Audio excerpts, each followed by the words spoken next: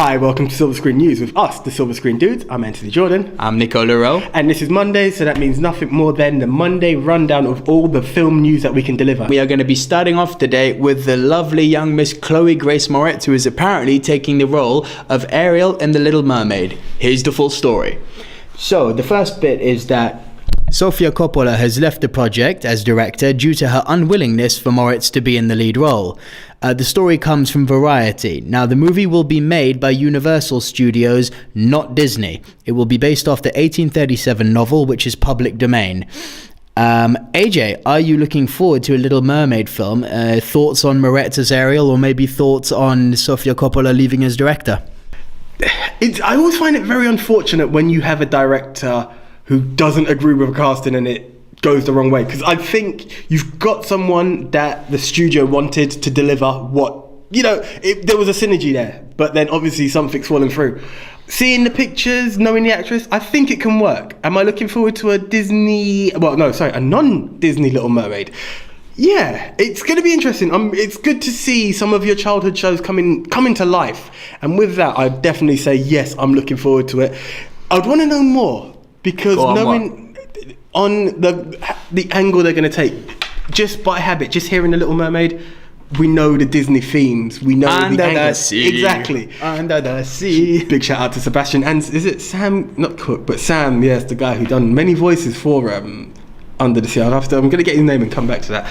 But it's going to be interesting, because the story. There's also sha-la-la-la, ooh-la-la, my darling, you gotta kiss the girl. This is it. You know what I mean? There one? were so many big tracks, and then That was also Sebastian, wasn't it? Yeah, Exactly. exactly.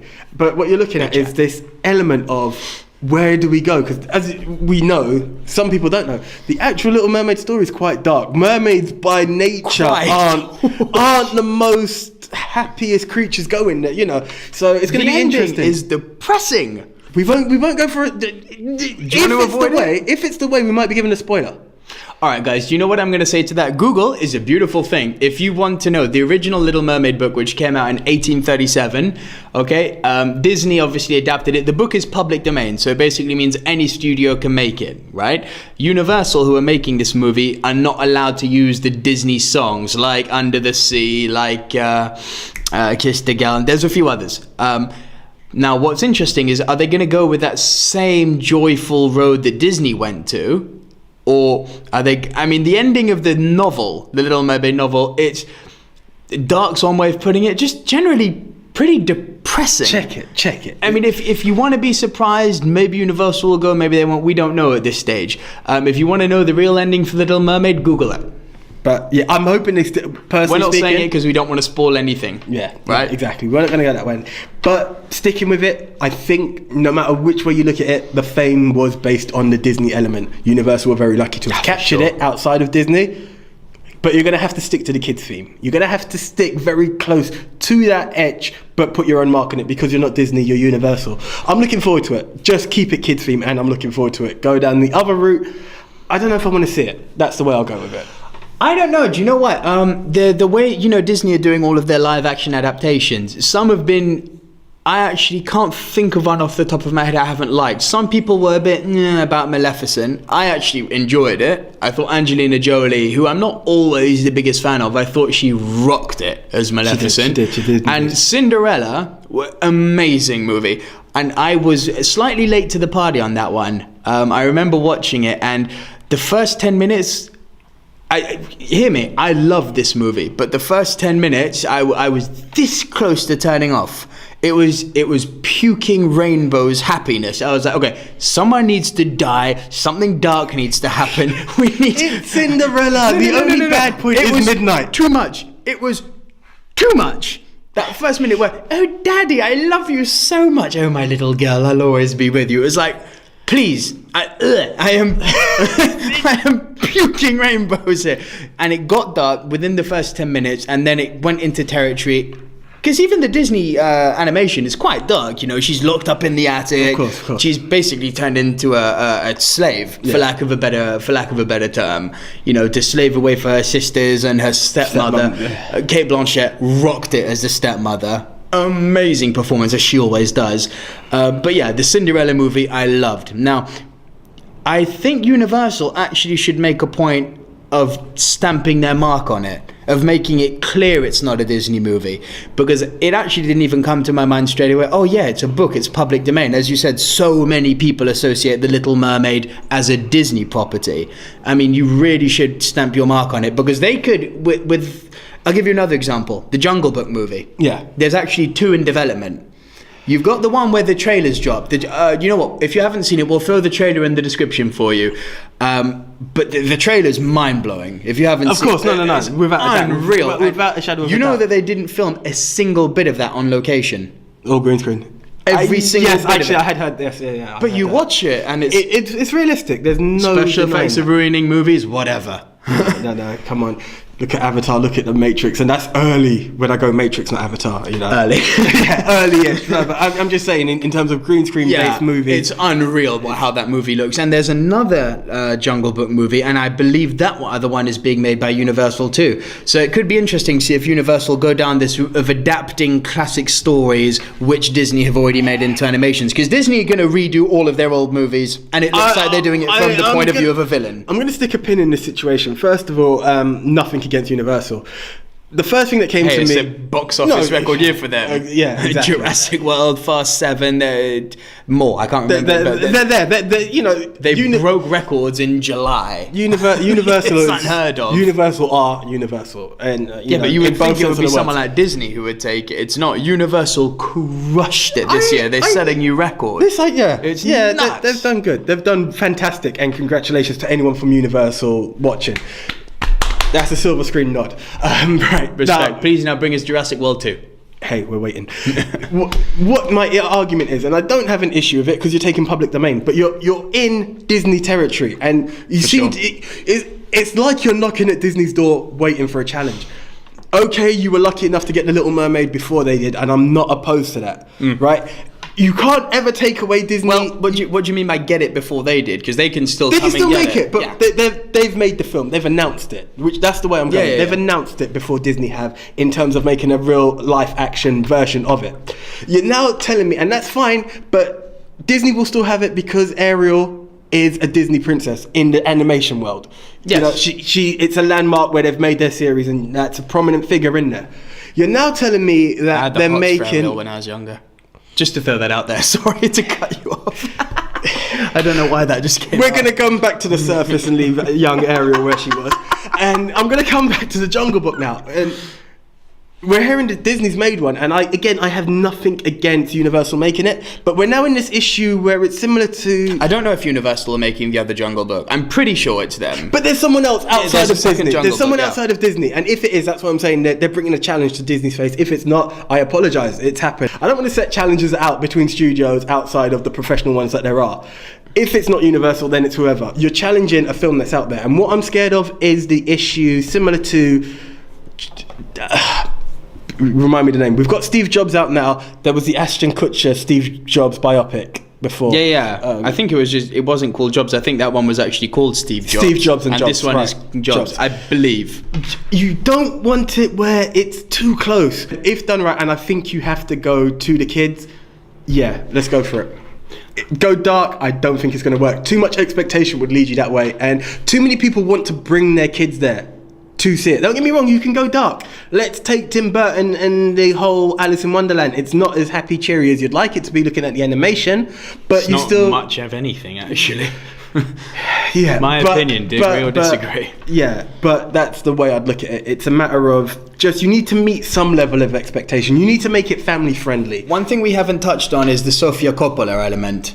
What do you think about her leaving? I think it's a bit bitter of her leaving just because the studio made a decision about an actress. That part I think is, as I said in the beginning, it's unfortunate because you had your director, you knew the elements, you were working towards it together. You guys had a vision, but obviously one element of the vision was the actress. Do you know what it is? It's her reasons for leaving. Because you can have inside of you, Sofia Coppola could think, I don't want to work with Chloe Grace Moretz because on a childish level, I don't like her. On a professional level, I don't think she's right for the role. But there's ways of working the industry. You can say, I've got other contractual obligations, or you can price yourself out. The fact that it's out there in the common space and it's now known because she didn't want to work with Chloe Grace Moretz, Do you know why? I find that quite. Do you know why? Because sad. outbidding and contractual obligations had already been passed. She was announced as the director. You can't then come back and say, oh, I've just opened my diary and forgot I was doing Jurassic World 2. You know, it couldn't happen. She was announced. So for that, it has to come out. And I'm guessing the studio were bitter and wanted to just say it. Not saying that the studio is bitter directly, but it was a falling out and you can't cover it up. Yeah, fair enough. I don't think it can be covered up. Do you think she would have been good for the part? As a director? Yeah. It could work. I think it would have worked. I think I'm 50-50 about it. I'm not sure about how she handles female characters. She was great with handling Scarlett Johansson in Lost in Translation. That was a really good little movie. That was a really good movie.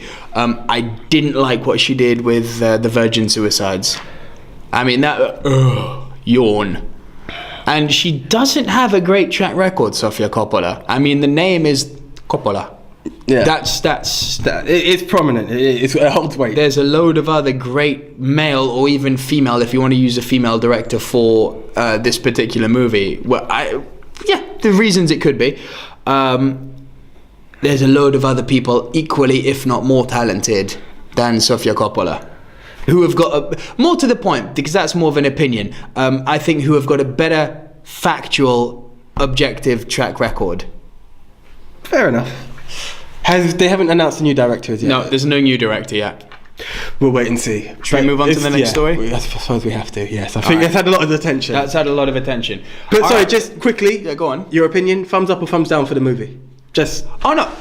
Okay. I'm looking forward to it. Definite thumbs up. Anything which brings out the child in me, be it geekdom, be it old movies revisited, be it anything which brings out my inner child. Cool. Always gets my thumbs up. I will be its biggest cheerleader until it beeps on my childhood. PG-13. PG rated.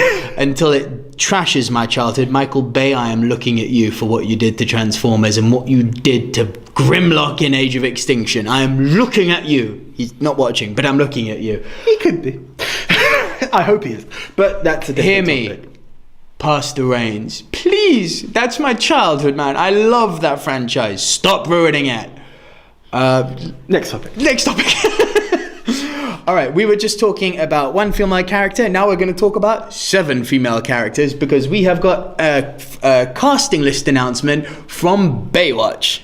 We have got, in the upcoming Baywatch movie starring The Rock and Zac Effron and directed by Horrible Bosses director Seth Gordon, here we have a short list of 7 female characters. Here is the list. We have Alexandra Daddario, who was The Rock's co-star in San Andreas. We have Nina Dobrev from The Vampire Diaries, Alexandra Shipp, who you'll know as Storm from the upcoming X-Men Apocalypse, Ashley Benson from Pretty Little Liars, Shelley Hennig from Teen Wolf, Bianca Santos from Ouija, and Denise Tons from Big Time Rush. So AJ, who would you like to see in this role? I'll put my hands up. I'm aware of Baywatch. I never watched Baywatch. So, hey, I know of slow motion running. That's as much as it will go. I'll be there. But yeah. Right. I know there Michael was... Jackson. Shimon. But no, going back to it. I'm aware that there was Hasselhoff and the ladies. And in the ladies, I'm aware that we had Pamela Anderson. I'm aware we had Carmen Electra. I'm aware we had Tracy, surname to be confirmed. Right, I know there were many ladies, right? And with that, here in the list, I thought they were all casted. No. What I would like to see, I'm a sucker for it, and some people may hate it. We have The Rock's co-star from San Andreas. Yeah, Alexandra Daddario. I think she's the obvious choice. Yes, that's a strong category in there. It can work. We know it's worked before. San Andreas, fantastic movie. Yeah. We also have the young lady from Pretty Little Liars. There's so many. It's difficult. I don't want to say anyone who I couldn't picture because they're all good-looking ladies. They're all fantastic actresses. It's hard to shortlist, and it's hard to know how many are there from how many aren't there. So, well, there's the image for you. Should be on your screen right now, guys. Exactly. If you want to have a look. I mean, you could have picked a nicer list of ladies, Hollywood, really. I don't want to get into the objectifying with 2 guys going over the ladies, and we just about touched on Rock and Dwayne The Rock Johnson and Zac Effron. So I don't want to overdo this. And the people's chest. I have a feeling we won't be seeing much of the eyebrow in this one. I'd love to see a bit of the eyebrow. Girl walks on stage. That would be fantastic. The slow run. Pardon me, hot mama. I mean, I've made the Rock go Johnny Bravo there. I mean, based on roles alone, as you've already said, I think Alexandra Daddario is the obvious choice. I'm going to stick with that one. Because that was the first thing I said. I look at the list, it's difficult. Every lady on there, on screen now, is worthy. It's difficult. And we need to know which roles, we need to know how many's there. It's too soon. I'll say this, any one of them, and haven't seen all of them in their roles, so some of them I'm going... whatever, I'm really sorry about this. Some of them I'm going off their looks. But it's Baywatch. It is a movie that's going to objectify people in certain ways. You've got people running around in bikinis and just showing off a lot of their body curvature, shall we say. There's going to be a level of objectification. So hate on me, but I'm going to go down this route. All of them based on looks. I think all of them could fit in this role. It's a lovely, lovely list of lovely, lovely ladies. All right. In terms of the actual talent on display, I don't doubt that all of them are not talented. The obvious choice, I'll say again, is Alexandra Daddario. Yeah. Just because she's got that proven chemistry with The Rock. And this is going to sound bad because by American terminology, you guys are going to love this. We're pleading the fifth. We're not going down any line. We're being really vague. What I would like to do, though, is see the comments below. We can't answer, but can you? Who would you like to see in the Baywatch movie? Next story. There will be old cast members returning for John Wick 2, as well as a new cast member. Here's the story. So the report is from Deadline. There are several new and returning figures that have been cast in the action sequel. John Leguizamo returns as Aurelio. Lance Reddick returns as the Hotel Continental manager Sharon. Wick's deceased wife, played by Bridget Monahan, is making a return. And the new addition, Peter Stormare. What do you think of the cast for John Wick 2? Exciting. It's always good to bring back talent, and it's always good to add talent. With sequels, it's always good. You need that ground basis. I've never been a fan. Okay, you're going to have prequels and you're going to have stuff that time span is going to be different. But where possible, bring back the old cast. Without knowing the concept of the film, I'm just going to say, yeah, I like it. Let's go for it. I'm going to add this, guys. As I said, it's always good bringing back talent. John Leguizamo is a proven serviceable actor. The new addition, Peter Stormare, he's one of those guys whose name you either confuse with someone else or who you don't remember. The moment you see this guy's face, there he is, you instantly recognize him. He's one of those guys who, if you were to describe him, he would be, he was in everything. He played that well. He's always a supporting cast. He was in that crystal methamphetamine movie called Spun. He was in that Michael Bay Armageddon movie. That Michael Bay. Yeah. That massive one there. I mentioned him a moment ago. You know why I say that Michael Bay. Guilty pleasure. All right, it's a guilty pleasure. All right, I will leave it now. Right? Yeah. It's got its moments. All right. Stormare was also in season 1 of Prison Break. It's always good adding talent. Now, there's two parts to this. The last two cast announcements, which one I'm happy about, one I'm not. I'll start with the one I'm not happy about. I don't see the point of bringing back Bridget Monahan, for this role. I mean, don't bring back another puppy, for the love of God. The reason I say this, if you haven't seen it, right? No, go for it. They kill his puppy. They make you fall in love with this little beagle, this adorable puppy, in the first 10 minutes of the movie. And then these guys break in trying to steal his car, and you just hear this, they gotta die. I mean, the wife's dead, and the last gift she left him was the puppy.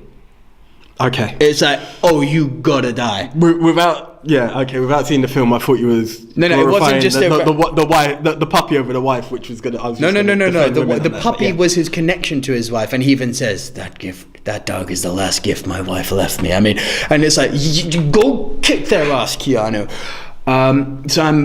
But I don't see what role the wife's going to have to play. I don't think it's the type of movie where flashbacks are really necessary. It's not. And the part I'm really interested about is Lance Reddick, who's returning as the Hotel Continental manager. For those of you who haven't seen it, and for you, the Hotel Continental is like this assassin's hotel. You have assassin's currency. Even if you've got one of your targets in there or someone who's targeting you, the rules are no fighting in the hotel. The mythology behind it is fascinating. So I like that, actually. It's really cool. So I'd like to see them develop that story more, because in terms of his revenge story to avenge his wife and the dead dog, that it's done. They've done that story.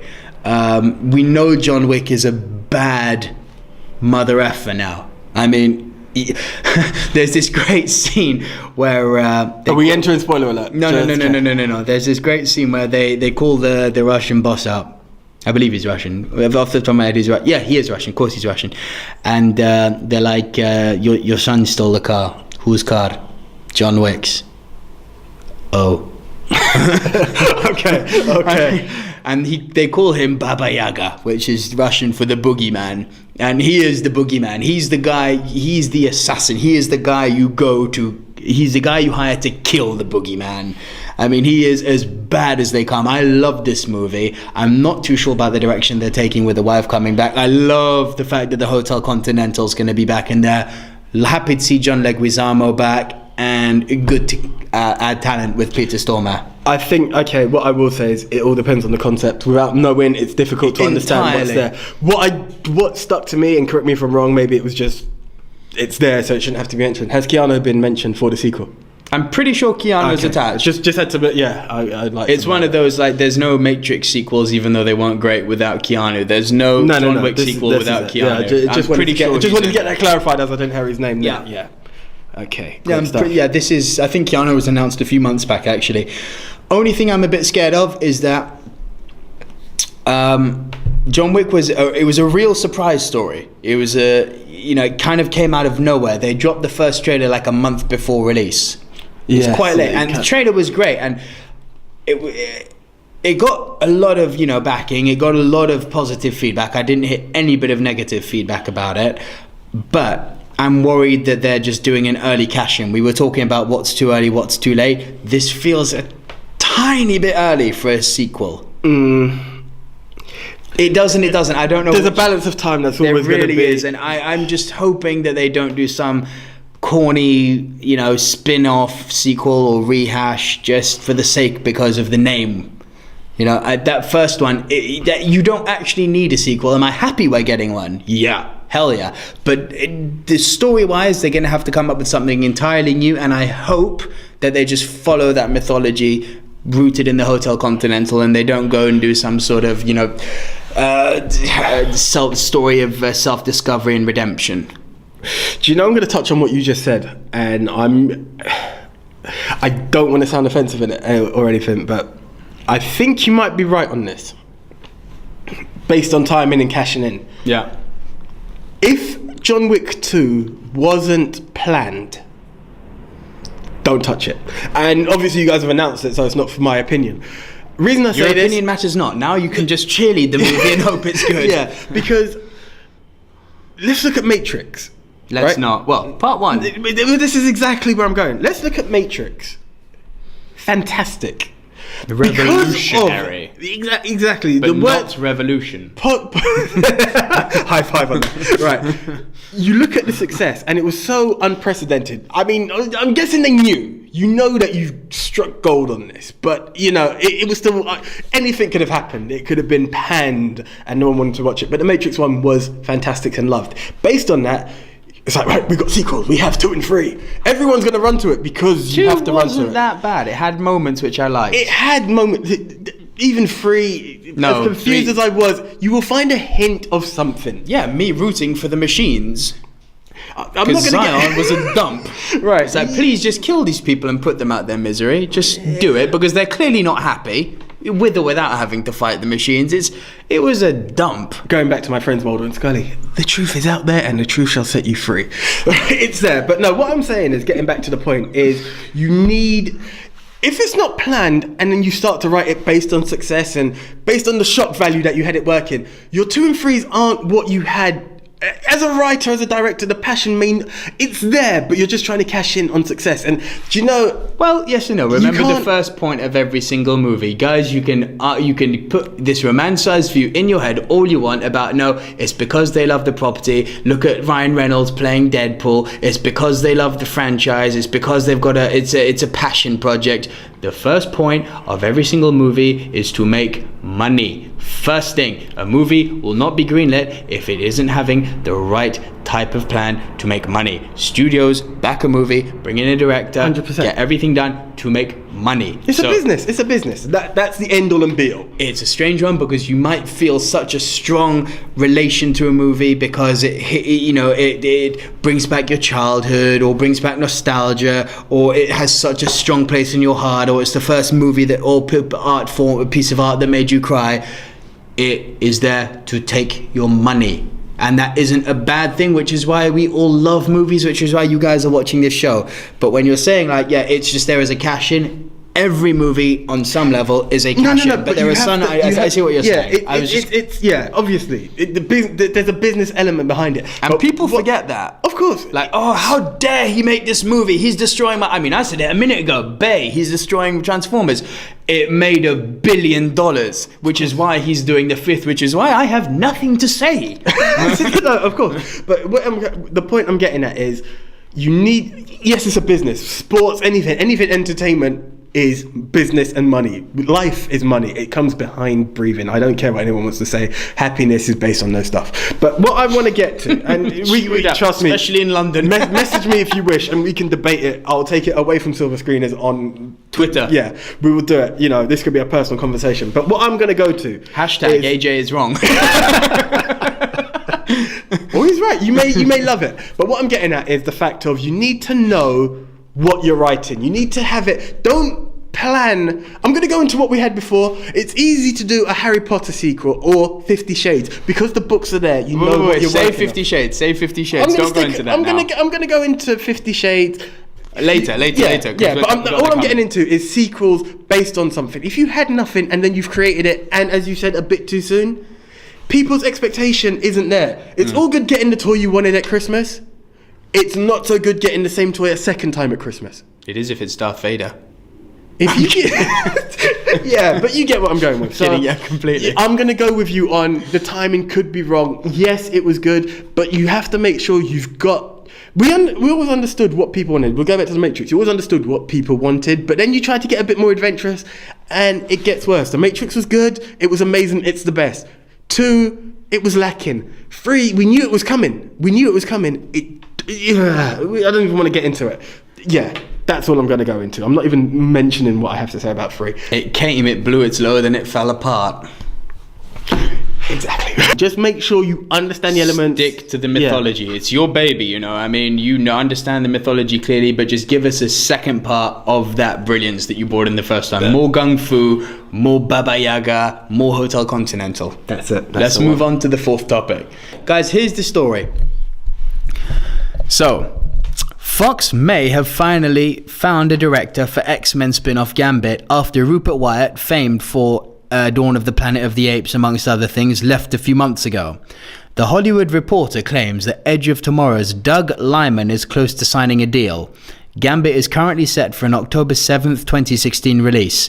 AJ, what do you think of Doug Liman directing Gambit? And then we'll get on to a few other things about comic books and how they should be handled. I think Doug Liman's a great director. He's done good work. Yeah, he's done good work. I mean, Edge of Tomorrow was just awesome. I'm going to apologise because I was going into territory without it being announced, and this is where it's going to go into. You can be a good director, but when you have the core basis of anything, I'm going to take it to what I was told as a kid by my teachers and by my parents. Do your homework. Done. No. Do your homework. If you don't do your homework, you're going to go wrong. Yeah. Right? And I tell you, there is nothing further or closer to going wrong than annoying. I was going to use the PO words, but I'm going to go with annoying. What, pissed off? Hey, okay. We're going there, this show. I thought this show was rated U. We're getting closer from PG to PG-13. Here we go. Right. You can't piss off a comic book boy. that's territory you don't want to go down. Do your homework, because there's basis behind it. There's 1,000,001 comics out there. There are booklets. We have stuff that highlight what this issue is. People have been waiting for Gambit since X-Men 1. The animation. He's my favorite X-Men, to be honest. Gambit's always been, be it in the games, in the comics, in the movies, which we didn't have, but Gambit's always been a guy who I've loved. I'm quite lucky that Wolverine was mine. I think quite popular to most people, and I think I was really happy that Hugh Jackman has just done fantastic. Hugh Jackman has been fantastic as Wolverine, so I don't have that much of an argument. But Gambit was in that cluster of people I'm looking forward to. Yeah, and that's where people have been waiting for it for so long. You can't let them down. So really, do your homework. That's the way. I'm going to elaborate on this, guys. Doug Liman, as I've said, is a proven action director. I mean, Edge of Tomorrow sadly suffered one of the worst marketing campaigns I've ever seen. I mean, it was word of mouth that made this movie the success it did, and it just makes you wonder, it could have been even bigger had the marketing campaign been good. I'm going to say this based on what AJ has just said. Yeah, you need to know the character. So my first question, and I'll give you an example of this. Bryan Singer is an openly known fan of the X-Men. Now, I didn't like X-Men Days of Future Past. Hit me up on Twitter and I'll explain to you why. All right, but First Class, which was a Matthew Vaughn movie, fine, and I loved that one. I did actually. I loved it. But his first two, X1 and 2, good movies. X2 arguably great. He knows the characters, and I'm really excited to see what he does with Apocalypse. Does Doug Liman have a strong feeling about Gambit? Does he know the character? I'll give you examples of when things work well. Bryan Singer with X-Men and X-Men 2. Joss Whedon, one of the sweatiest nerds in the world, all right? He knows Marvel, and look at what he did. Say what you will about Avengers 2. My attitude is, I loved it. You can't argue, it was a good film. That's just it. People were so hyped about it that they ended up saying, it was good, it just wasn't as good as the first one. Yeah, but the first one was so good, that's not saying anything bad about the second one. Kevin Feige, the big cheese over at Marvel Studios, he understands each character, he understands the big project, he understands, and has proven to show he understands, how to create a cinematic universe leading into future movies. And I believe they will continue to do so. And this whole, the bandwagon will stop when they make a stinker. The closest they've got to a stinker, in my opinion, was Ant-Man, which I didn't like. And that was still super successful, and most people out there liked it. All right? Do you understand the character? Do you understand what the character's story is? Do you understand how to transfer it into a movie? Look at X-Men Origins Wolverine. That is how you do not transfer Gambit. It shows the director did not understand the characters. And what worries me is that this is a studio that has made Fantastic Four, and they had a proven director there with Josh Trank, who made movies like, what was that found footage movie he made, the fantastic one?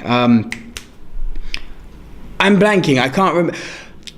Guys, comment below, it'll hopefully come back to me in a minute. Josh Trank was a proven director with a proven success of making proven, objectively good, if not great, movies. What happened to him in Fantastic Four? You can see where the cutoff point was there, right? So my argument, there's a $200 million budget going into Gambit. Why? I don't know. When you can make Deadpool for 40 to 50, I don't know why the hell you need $200 million for a Gambit movie. I mean, it's ridiculous. That's just stupid money. I don't think Avengers cost that much. It's crazy money. I may be wrong, but I know that Deadpool's I think we have to see it before Deadpool's a $50 million movie surrounding one character loosely connected to the X-Men universe. Same as Gambit. Why is the budget $200 million? So you've got the studio controlling that level of money, a director who is a good director, proven, but who I don't know if he has any knowledge of the character. The only person over at Fox that I trust with comic book movies is Mr. Bryan Singer. So I'm very apprehensive. I'm happy about the director casting. He's not the thing that worries me. Fox. Dun, dun, da, da, da, da, da. That's what I'm worried about. In a bad way. too much money in it, and I think they're gonna, as you were talking about creative control earlier, I think they're gonna take creative control from the director, and I am terrified of another Fantastic Four. That doesn't rub off easy. You're a defender. I'm going to touch on Fantastic Four with one thing. A lack of action. I believe what the director would have needed, and it's not a pun on the number of people in the film or the name of the film, but I think he needed 4 hours. There was a really there was a load of action. There was a load of backstory, and it just went wrong. It did go wrong. That's the. But he had some big action pieces which they cut out. Well, that was stupid on their behalf. That was amongst many other things. The Fantastic Four, without deviating from Gambit too much, the Fantastic Four is an experimental project for them. It failed. 4th time experimental project. 4 times. Okay. Twice with Alba and Chris Evans. Most recently with the Fantastic Four babies, which I actually Rooney Mara, and they were the young version, but I like them. They're all quality actors. And going way back to, it was Roger Corman, wasn't it? Yeah. Back in the 80s or 70s? 80s, I'm sure. You've had 4 attempts to make the Fantastic Four now, and you've been not fantastic 4 times. But this is it. This is what. But sticking with what I'm saying. They're trying to find the format. Format is give it back to Marvel. Which could well be what we're looking at, and I think we've got a good thing on that with a TV show, Netflix series. It could be fantastic. But going into it now, I think the cash cow of Marvel for Fox, not the entire, because that is definitely Avengers. Check the records if you don't believe me. You shouldn't even have to check it. But looking at the money generating for Fox, it is the X-Men, right? And with that is Gambit, and you have to. It's sad because you don't know. Fox don't have Star Wars anymore. You don't know where the link is with Gambit and the franchise of the X-Men. As much as we know he's part of them, we don't know what link the film is going to have. True. But with that, I think it's X-Men fans you're attracting. Even Deadpool's a standalone comic. Yeah. Gambit is an X-Men. There is no. He's deep etched. Yes, he had independent comics, don't get me wrong, but he's part of the X-Men, the cartoon. Anyone who's watched the animated series has seen Gambit. He's so. The memories. So with that, I think you have, and it's been waited on for so long. Even Deadpool, you look at Deadpool, they knew they had to revamp. They had to make it R-rated. Yeah, you had to unstitch the mouth. You had to give everybody everything they wanted. People have waited too long for Gambit. Much too long to see Gambit short of this. I'm going to call it a cameo. I don't care. You can argue it if you want. It's a cameo. He had a cameo in Wolverine. It wasn't strong enough. It was nowhere near enough. Yeah. He should have been in there, the same etching and positioning that Cyclops has. Yeah. That's how big he is. Okay, Wolverine is without a doubt the biggest, but Cyclops is as close. There's that good relationship between Wolverine and Gambit. Cyclops is the leader of the X-Men. X-Men. Exactly. He's the leader, but Wolverine and Gambit have that strong relationship. There was a comic, Wolverine and Gambit. Do you know what I mean? This is how strong it is. And you just have to it has to be done right, and they know this. For the movie viewers, by the way, that didn't transition into the movies. Not at all. Because you got to talk to both movie fans here, right? As I said, in the movies, obviously, there were tat. But in the comics, they were actually like that. Even in the cartoon, there's wars, but they're Shut up, bub. Exactly. Not me, mon ami. But this is what we want. We want the Cajun, the raging Cajun, as far as I'm concerned. And I think Channing Tatum is a perfect casting. So do I, actually. I'm still really to be convinced by him. As an actor, I think he's comedy-wise fantastic. I love 21 Jump Street. And 22, actually. 22 actually came out quite well to me. My name, Jaime. My name is Jeff. Exactly. He was good. Going into that, My Name is Jeff really let me down because it came so quick in the film. But going back to Gambit. He's proven to have comedic value. I'm not so sure how he handles blockbusters. Jupiter Ascending, I mean, the role was stupid, and that wasn't down to him. That was down to the same people who destroyed The Matrix and the Wachowskis, right? I mean, they made it, but they destroyed it also. He's come a long way, Channing Tatum. Do you remember Coach Carter? I was going to say, do you remember him in that when he was like 17, 18? He's come a long way from that, and he's worked hard. visually, I mean, I was saying to you off camera before that in the current day and age, you can make anyone look like anyone or anything. It's about the talent. So I'm going to say visually, yeah, I think he does, that little bandana that he has. He looks the part. And I'm hoping he can bring it to the role the way that Reynolds seems to be doing to Deadpool. Quickly on the Deadpool note. Guys, if you didn't know, another Deadpool trailer amongst X-Men Apocalypse, Batman v Superman, and Civil War. There's also a Deadpool trailer launching just before Star Wars. So geeks, we're going to be having our season. My people, we're going to be having a nerdgasm of epic content. We shall be raising many glasses, and but absolutely. I don't know what's going to get the biggest woo. Well, no, I do. It's when that that Star Wars music comes in. I know the sound I'm going to make, and it's going to be of the feminine nature. But I would love to see Deadpool do a Star Wars joke in the trailer. Like he could be having sex, for example, and go, "I am your daddy." Do you know?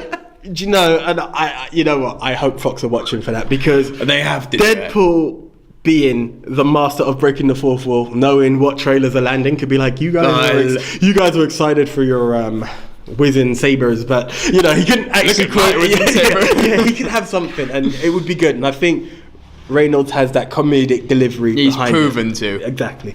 But going back to Gambit, I think the fans have waited too long. Fox know they have kept people waiting too long, and I don't know how you're going to mesh it in. I think he should have been in the X-Men world, not as a standalone movie. And this is the problem. X-Men's coming to... I don't want to say it's coming to an end, because we have a new cast. It's not. It's coming to a new cast, and... You know what they could do? It's going to merge later on. Well, this is interesting you say that. Do you know what I think they might be doing? Taking into account everything we've just said, the way that do you know why it seems to be coming into an end? Is because our loved Hugh Jackman is about to hang up the claws, right? That's why it seems to be coming to an end. What if Channing Tatum is about to become the new Hugh Jackman, as in being one of the main features throughout the X-Men worlds? This is what I was going to say, because it's a revamped crew. This is what you might be seeing, is that because he was late in coming to the party. Because you can't just throw in another Wolverine in there. He needed enough, because he is so popular. He needed the strong backstory, and then he comes back in. But if you are right, which I'm hoping you are, please, let us see, because I think this could work fantastically. Because I believe Channing is Gambit, right? He is. I hope he is. I hope he is, and I'm going to put it out there. I want to see him and Jackman on screen as Gambit and Wolverine. I think I can picture the chemistry. When? But this is it, in the final movie, because there's the Gambit movie. There might be a time, just even if it's in the last scene. Wolverine movie. Yeah, you never know. You never know. I don't think so. It could happen. I think that's going to be Old Man Logan. We'll see. But I think that there's something to be cashed in on that. I think the chemistry's there. Nerds out there. Casual cinema fans out there. Casual cinema. Well, more to everyone. Are you looking forward to the Gambit movie? What do you think of Doug Liman being the director? And are you worried that the same studio that made Fantastic Four is making this very high budget movie called Gambit? But they also made X-Men 1 and 2, and that's my argument. With Bryan Singer as director. It's the studio. I'm just letting people know it's still the same studio. Different budget, different director. They should just I'm not disputing that. They should just do with Bryan Singer what Marvel did with Kevin Feige. Put him in charge of their X-Men universe. He knows the stuff. Anyway, let's move on.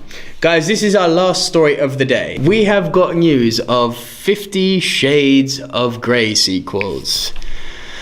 I sigh. You know what? I'm not even going to talk about it firsthand. Here's the story, guys. The report is from The Wrap. The sequels will be shot back-to-back starting next year. James Foley will direct both movies. Now, the original budget of the first 50 Shades of Grey was not that high, actually. It was $40 million. The movie made an incredible $570 million worldwide. Both of the sequels will release in February 2017 and 2018 February respectively. So AJ, what do you think of the two movies being shot back to back, and what do you think of James Foley directing, and what do you think of the sequels to 50 Shades of Grey? Okay, this goes back to what we was talking about earlier. When you have the blueprint, it's there. Harry Potter was there. Sorry to laugh, but the Blueprint was an airport novel. It's a whoa. I'm going to say it to the ladies attack because I know it's a ladies popular book. That's what I'm going to say to the ladies. Would disagree with you. Airport novel. They loved it. I'm saying No, they didn't. The books, not They the movie. didn't. No, they didn't. I don't know. Maybe I'm going to expose it here. You've been living in Thailand, but over here in the UK, they loved it. Right. I don't know. I may have misread this, but right. We're going to get into it. But what I'm saying is, we know the books were there.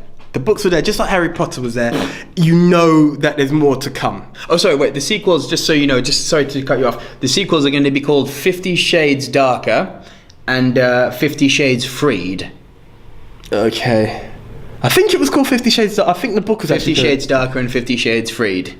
But the third one, was that called... in terms of books, but I know... no idea. I know definitely the sequel to the book. I have no idea. 50 That's the title of the movies. Carry on what you were saying, right. Sorry. But yeah, going into it, it's just the element that we know with one, there's two and three. There's more to come because the books were there.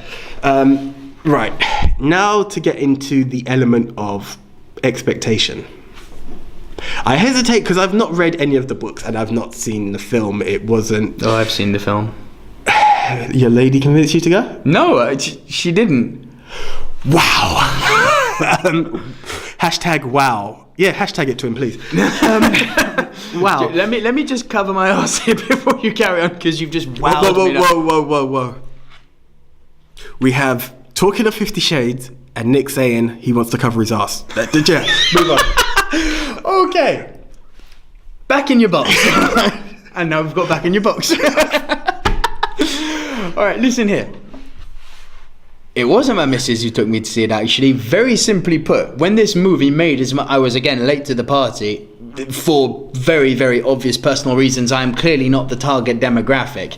But when the movie, on as low a budget as it had comparatively to the huge amount of money it made, it kind of turns into one of those, The Thing. Now, I missed the Twilight Party. I don't regret it, but I didn't see a single one. But that was a huge franchise, and I wasn't involved with the argument. We are trying to be doing our best to bring movie news. I have to be part of the argument. I cannot have an opinion on something if I haven't seen it. My opinion is non-existent in that case. My opinion is very strong. That movie, I mean, the third one is going to be called 50 Shades Freed. Freed of what? Bondage? I've had better bondage. Whoa. I know we've said arse and what have you, but I believe we've crossed into PG to PG-13. Let's not go to 18, please. We're not ready for the R. Yes, yeah. We'll leave it there. Freed from what? Look, 50 Shades, whichever way we're going to... 50. We'll keep it at the 50. I'm sorry, I'm going to interrupt you again, mate, because do you know what? You said women, yeah? Very rarely can I ever be in a position where I can speak for the ladies. Ladies, you've fed me this information, all right? All the ladies in my life and all the ladies who are on my, even as amongst my Facebook friends, all right?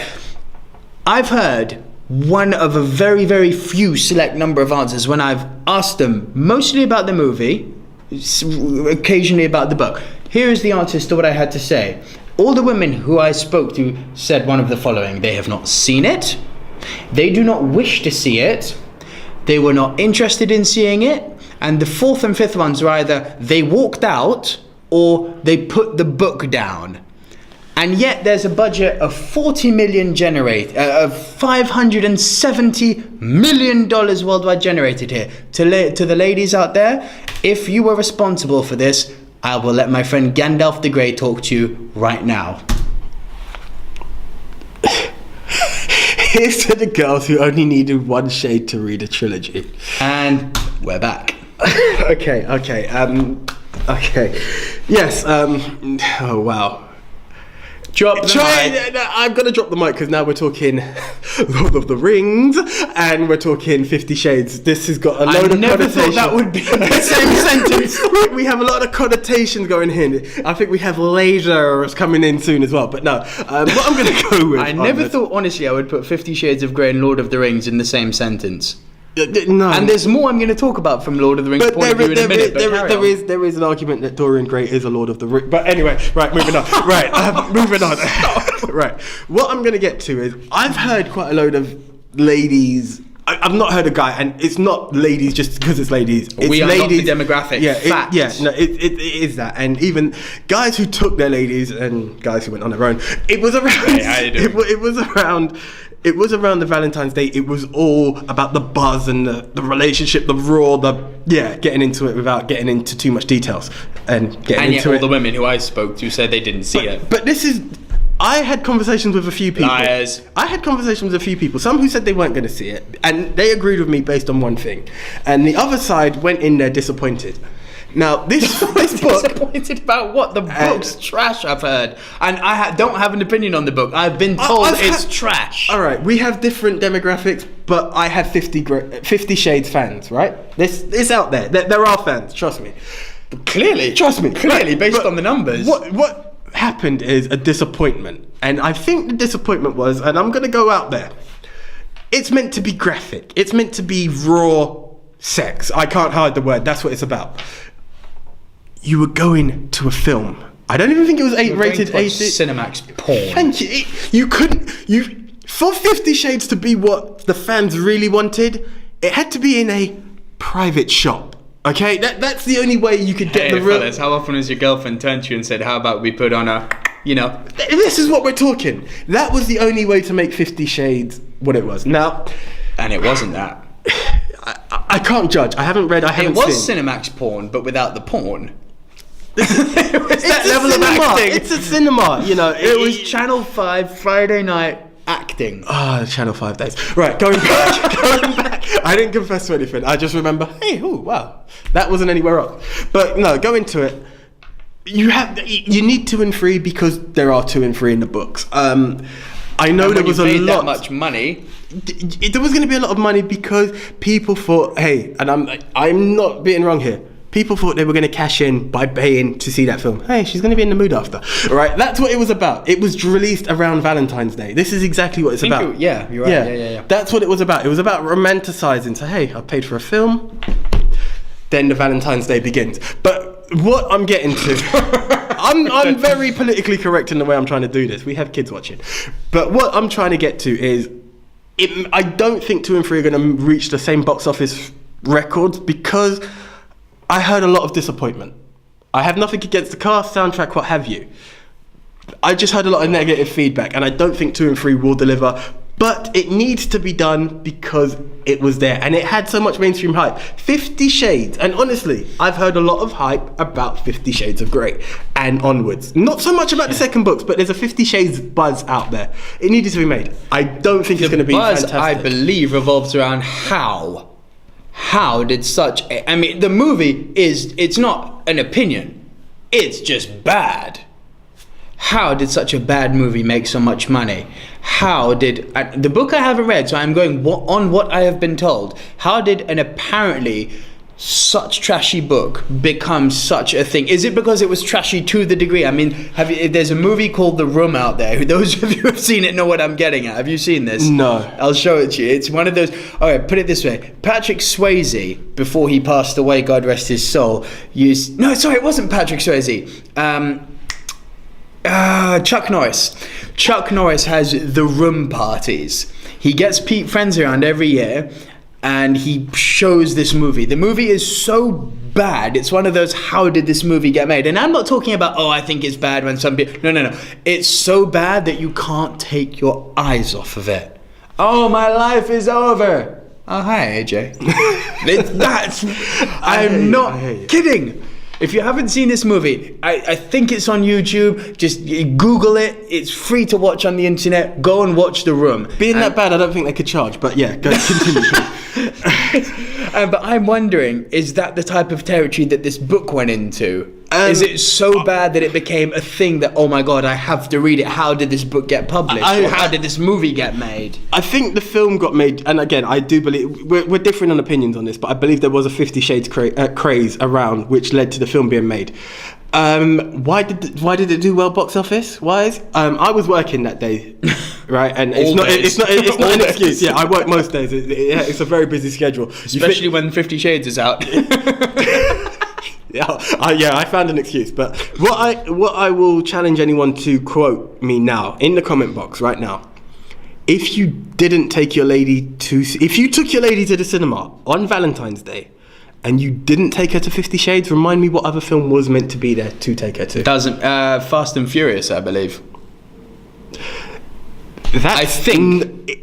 Do you know what my reply to that is? I know there was another big action movie that was out, and most ladies, again on that point, told me that they took their boyfriends. They were like, "No, I don't want to see 50 Shades. I want to go see an action movie." To the boys out there who have got those girlfriends, respect, hang on to her. You literally took the words out of my mouth, because the words were not what film did your girl take you to, because that would be the answer to that. Yeah. The question was, what film did you take your girl to? Yes, we all would have said thank you.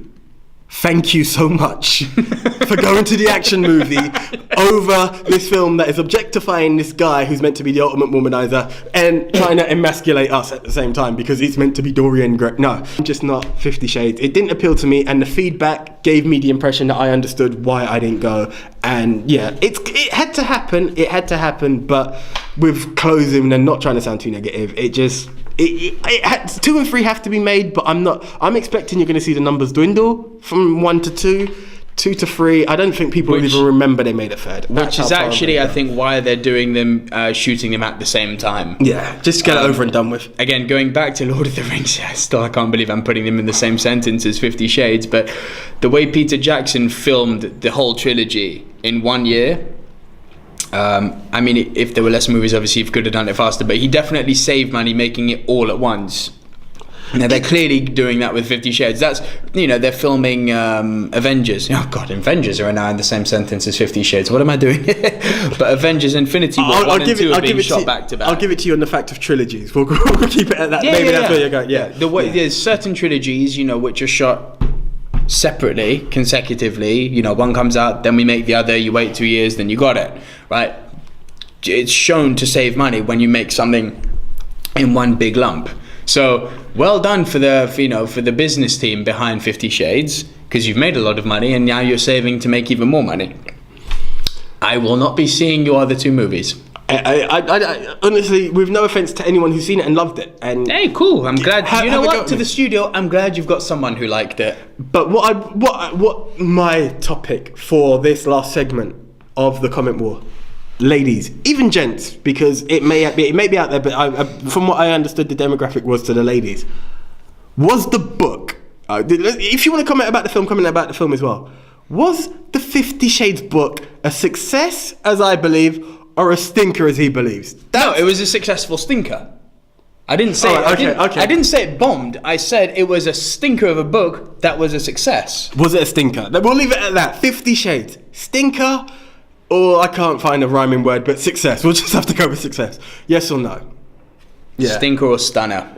Yeah, we'll go with that. Stinker or stunner? I believe stunner, not from a personal belief, just from the feedback I've been given. I'm shocked to hear stinker.